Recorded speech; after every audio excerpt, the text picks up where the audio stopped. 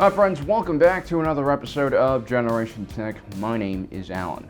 In the latest episode of the Clone Wars, we are reunited with Ahsoka Tano. Not only has she wisely moved away from the failing Jedi Order, we also get to see her journey into the depths of Coruscant. This is one of my favorite settings in all of Star Wars, and aside from the Clone Wars TV show, we rarely get to see it in action.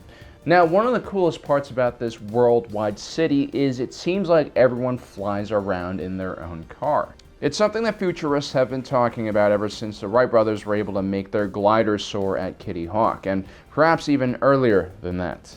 Now, the problem is no longer us figuring out how to make a car fly. We can do that pretty easily. Instead, we have to figure out exactly how to organize all of that flying traffic in 3D space. That would be pretty difficult to do. Countless sci-fi entries have tried to tackle this issue. There's Blade Runner's famous version of 2019 Los Angeles, there's Fifth Element's version of New York City in 2263, and then there's that Doctor Who episode where they get into a never-ending traffic jam in New York City.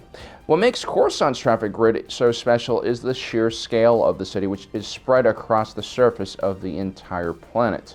My question today is, how does Coruscant's local government structure and organize all of this air traffic? Now, before we begin today's episode, I'd like to talk to you guys about our sponsor, which is Raid Shadow Legends. Raid Shadow Legends is one of the premier turn-based RPGs available for your smartphones today. There's a heavy emphasis in this game on character progression, collecting new characters, gear, and equipment sets.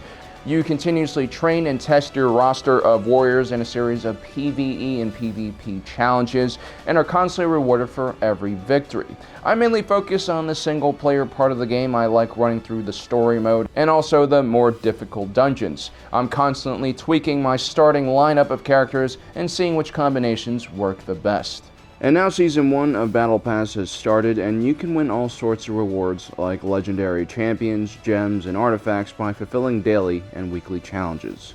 So if this sounds like a game you might be interested in checking out while you're stuck at home with the rest of the world, we got a special link for you down below that gives new players 100,000 silver, 50 gems, 1 energy refill, and the Executioner champion when they start playing. This offer will be available for the next 30 days.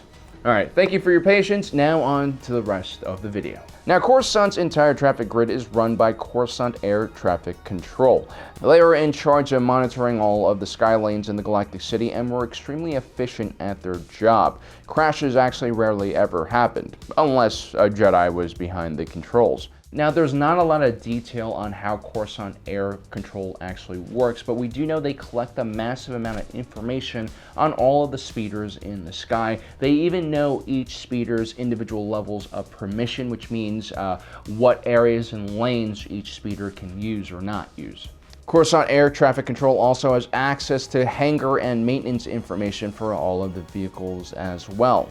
Now, this honestly gives us very little to work with, but it kind of points us towards the right direction. For one, it's important to note that the organization is called Coruscant Air Traffic Control. It shows the mentality for how they've organized their entire infrastructure. And it's very different from how a government might set up a road system.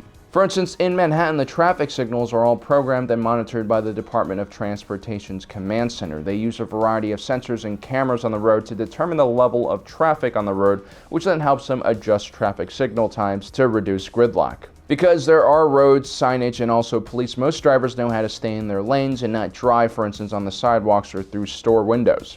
This is why the local Department of Transportation mainly just monitors the intersections where they actually do have some control. But when it comes to air traffic control over New York City's metropolitan area, things are done a bit differently. First, you have ground control, which is responsible for the airport's movement areas. Basically, anywhere an airplane can be found moving around on the ground except the runway. Then there's the air control or tower control. These guys monitor the active runway surfaces of each airport. In our region, we have 3 major airports: LaGuardia, JFK, and Newark. Each one of these airports have multiple runways, and there are dozens of smaller regional and private airports serving the region as well, making this region one of the busiest in the entire world. Which is why there's also a terminal radar approach control, which essentially monitors and handles all traffic in a 25-mile radius around the city. Now, several of these 50-mile diameter portions of airspace make up what's known as a center. In the United States, there are 21 centers of airspace. Each of them are overseen by an air traffic control system command center. The point is, there are many layers and many redundancies to make sure that everything is carefully monitored so no accidents can actually happen. And although the air traffic controller industry is becoming increasingly automated, most of this automation is done to streamline the information gathering process and make it much easier to read data for the human who's in charge of the controller station. Now on Coruscant, you'll most likely also have the planet sectioned off into different grids with smaller control centers for each region. Now in our air traffic control system, a lot of attention is paid to each individual plane, and that's because there's only around 50,000 trips in US airspace every day. That might seem like a lot, but compare that to the endless amounts of traffic in Coruscant. There are basically too many flying vehicles moving around for them to look at each one. Airplanes, especially commercial liners, are heavily regulated because even one accident can affect the entire airline industry, so they demand a higher level of attention.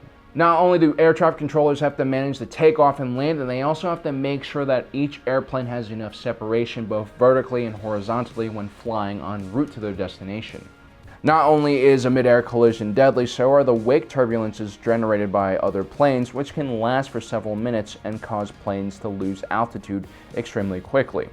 And while airplanes are extremely safe today, especially while in mid-air and en route to a destination, they're still far less stable than a repulsor-lift craft we might see on Coruscant.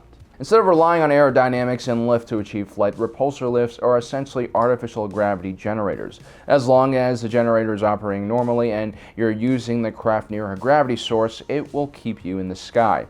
It also means that a repulsor lift can hover in the sky and move in any direction quickly with good precision, something an airplane most definitely cannot. Large airliners require a lot of speed to slow down and generally need a lot more space around it. It's a complete contrast to the repulsor lifts in Star Wars, which are packed together very closely like you would see in bumper-to-bumper traffic on the interstate. Some sources in Star Wars actually state that when a speeder reaches a sky lane, they automatically are automated by the air traffic control system.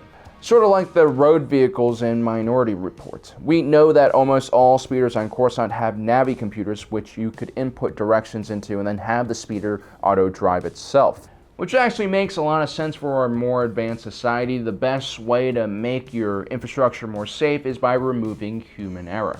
Stop-and-go traffic like what we see in the sky lanes is a great place for people to stop paying attention and accidentally rear-end someone. Computer-driven vehicles are almost a better choice in this situation. Tesla's Model 3 might have some issues figuring out more complicated urban driving, but armed with dozens of cameras and sensors, it actually does quite well in heavy traffic on highways. It can easily identify the cars around it and drive at an efficient road speed. The sky lanes of Coruscant, I imagine, would be another easy place for these automated driving systems to work. Everything is based on GPS coordinates, which is how all of these speeders are flying in a perfect grid in the first place. And I know this because there aren't any physical markers marking the lanes in the sky at all. That's actually probably the biggest giveaway that all of these speeders are on autopilot. Without signs marking the lanes, how could someone manually flying actually see where they were going and fly so perfectly straight? You would also see more Anakin Skywalker-like shenanigans of people flying in between the lanes. Now, even if everything is automated by some central computer system, it still makes sense for things to exist in neat grids. It's much easier to detect any problems if they do occur. If you take a look at air traffic control over New York City, you can even see this type of pattern surrounding each of the three major airports. And even if these grids do slow things down and create traffic, in Coruscant at least you can go vertically up or down. And in each individual sky lane, there also seems to be room not only to drive besides other vehicles, but also above and below as well. And as we mentioned before, each vehicle on Coruscant has specific permissions to go on specific sky lanes. This makes a lot of sense. You could have sky lanes just for freight or commercial goods, and a sky lane for people willing to pay extra for less traffic. It's exactly what we do with our own road system to decrease congestion and control the flow of traffic. But what about the many vehicles we see flying outside of the grid? How are they doing this? Well, according to the lore, certain vehicles, including emergency, police, and even taxi drivers, are allowed to fly outside the lanes and move freely around the city. When this is happening, it usually seems like the pilot on board is taking manual control. The Coruscant government would have to severely limit how many people are able to do this, otherwise you would just have complete chaos in the skies. Now, they could do this by giving out special permits and even requiring individuals to get special licenses and do some extra testing to get used to flying in crowded 3D space. What we don't know is how easy it is for an individual to turn off their autopilot and just take control of the Repulsorlift. Anakin seems to be able to do this quite easily, but then again, he's a mechanical genius. It also seems like most individuals on speeder bikes don't have autopilots and control their own movement as well. So it could be that switching on autopilot is controlled by the pilot. All they have to do is hit a switch. And then once the driver reaches their destination, they turn off the autopilot and manually land it on their own. When a certain technology becomes cheap and reliable enough, it's usually adopted by society. Take a look at the United States. While manual transmissions are usually more fun to drive, people are more than willing to sacrifice that enjoyment for ease of use, which is why almost all cars on the road today have automatic transmissions. This is probably why we don't see many people kicking off their autopilot while they're flying in the sky lanes above Coruscant. I also imagine the city is completely covered in traffic cameras and sensors, so if you do fly like an idiot, you'll probably get a very heavy fine. As we mentioned before, the system rarely ever has any crashes, so imagine getting involved in one because of operator error is a huge deal. So guys, that's our analysis of how we think the traffic over Coruscant works. You basically need a lot of autopilot-driven speeders, or at least some kind of central control system that controls the movement of all of the speeders, because you just can't have everyone piloting their own speeder. It would be a disaster in my opinion. But that's only my opinion. Let me know in the comment section below what you think. Do you have any alternative solution to this very interesting problem? Also guys, don't forget to check out Raid Shadow Legends, our sponsor, in the description down below. As usual, thanks for joining us today. If you're watching this, you are Generation Tech.